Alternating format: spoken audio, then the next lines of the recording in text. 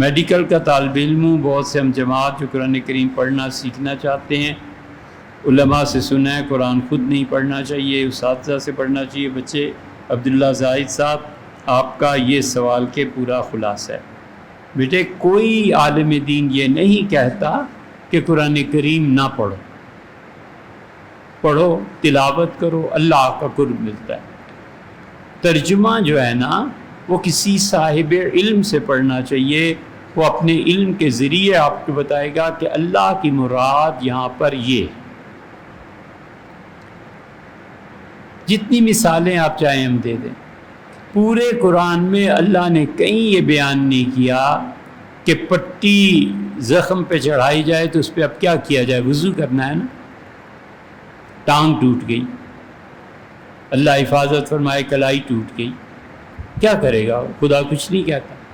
استاد بتائے گا کہ بیٹے اللہ نے مسح سر کا کہاں رکھا ہے، جب وضو کو پڑھائے گا نا تو کہے گا کہ سر پہ مسح رکھا ہے، یا پھر مسح رکھا ہے پٹی پہ کہ پٹی کھولی نہیں جا سکتی، پلستر چڑھا ہوا ہے، اس پہ آپ مسح کر لیں گے جیسے آپ سر پہ مسح کرتے، مسئلہ حل ہو گیا۔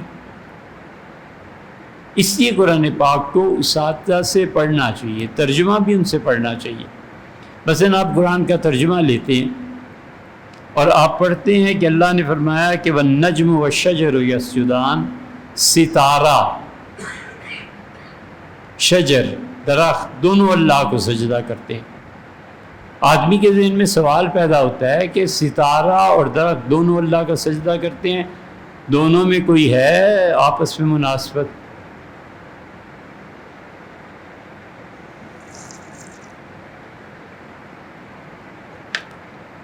دو دوست تھے، بکریاں چراتے تھے،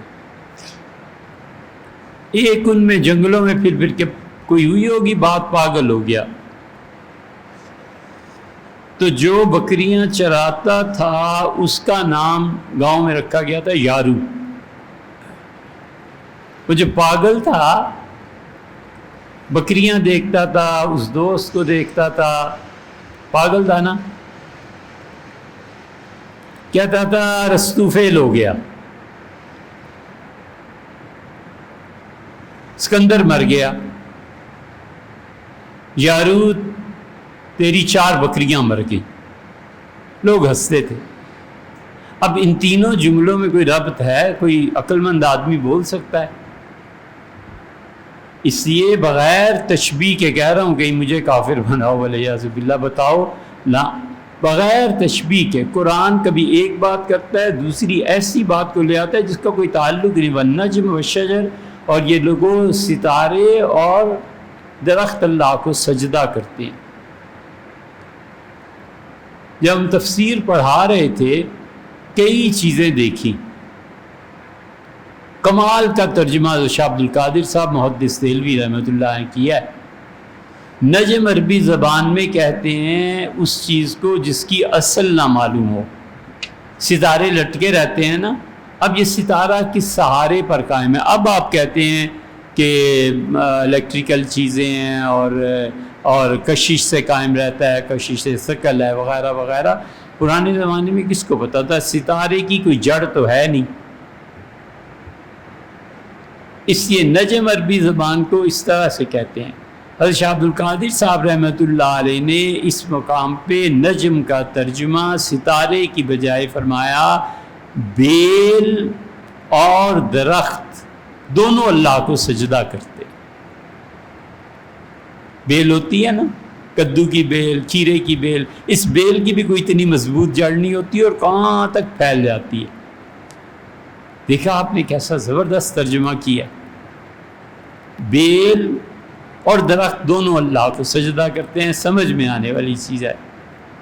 ستارہ اور درخت اللہ کو سجدہ کرتے ہیں کہ دونوں، اب لمبی بحث ہے کیوں اللہ نے دونوں کو جوڑ دیا۔ اس لیے عبداللہ صاحب یہ کہا جاتا ہے کہ قرآن کریم کا ترجمہ تفسیر یہ بہت صحیح صاحب علم سے پڑھنی چاہیے، اور کوئی وجہ نہیں، اور یہ عقلی وجہ ہے، عقلاً۔